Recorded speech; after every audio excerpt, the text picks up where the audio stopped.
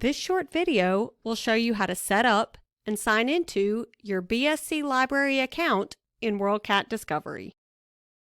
First, look for the sign-in prompt at the top left corner of every page in BSC Library's WorldCat Discovery search interface.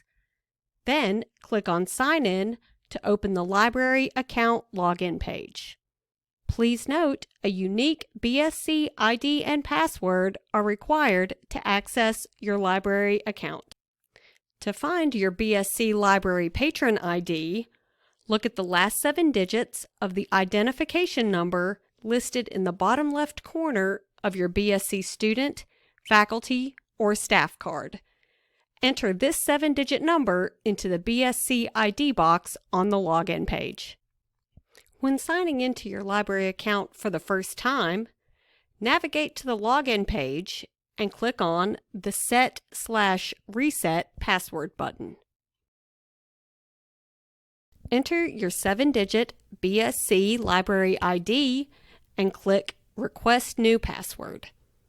You will receive a confirmation message on your screen, and instructions for creating a password will be sent to your BSC email address. For faster login, save your BSC ID and password using a secure, in-browser-based, or other password manager.